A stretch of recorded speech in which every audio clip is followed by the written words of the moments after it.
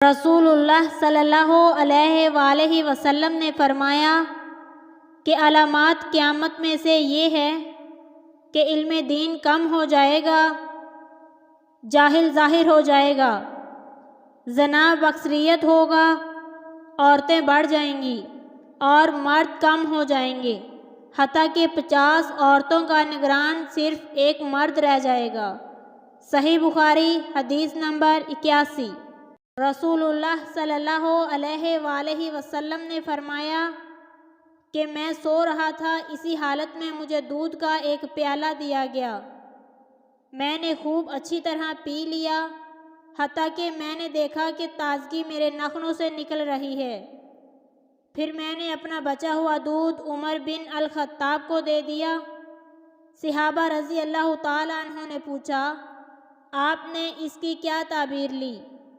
آپ صلی اللہ علیہ وآلہ وسلم نے فرمایا، علم۔ صحیح بخاری حدیث نمبر 82۔ حجۃ الوداع میں رسول اللہ صلی اللہ علیہ وآلہ وسلم لوگوں کے مسائل دریافت کرنے کی وجہ سے مینا میں ٹھہر گئے تو ایک شخص آیا، اس نے کہا کہ میں نے بے خبری میں ذبح کرنے سے پہلے سر منڈوا لیا۔ آپ صلی اللہ علیہ وآلہ وسلم نے فرمایا، اب ذبح کر لے اور کوئی حرج نہیں۔ پھر دوسرا آدمی آیا، اس نے کہا، میں نے بے خبری میں رومی کرنے سے پہلے قربانی کر لی۔ رسول اللہ صلی اللہ علیہ وآلہ وسلم نے فرمایا، اب رومی کر لے اور پہلے کر دینے سے کچھ حرج نہیں۔ ابن عمرو کہتے ہیں، اس دن آپ صلی اللہ علیہ وآلہ وسلم سے جس چیز کا بھی سوال ہوا جو کسی نے آگے اور پیچھے کر لی تھی، تو آپ صلی اللہ علیہ وآلہ وسلم نے یہی فرمایا کہ اب کر لے اور کچھ حرج نہیں۔ صحیح بخاری حدیث نمبر 83۔ نبی صلی اللہ علیہ وآلہ وسلم سے آپ کے آخری حج میں کسی نے پوچھا کہ میں نے رومی کرنے یعنی کنکر پھینکنے سے پہلے ذبح کر لیا۔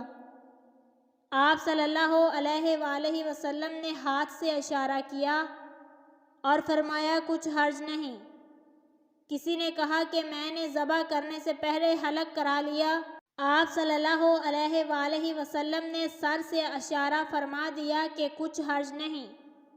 صحیح بخاری حدیث نمبر 84۔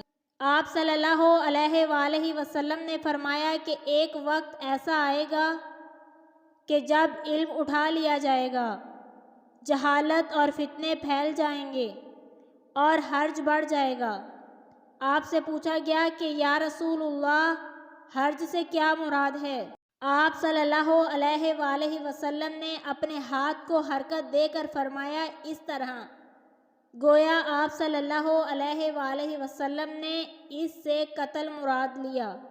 صحیح بخاری حدیث نمبر 85۔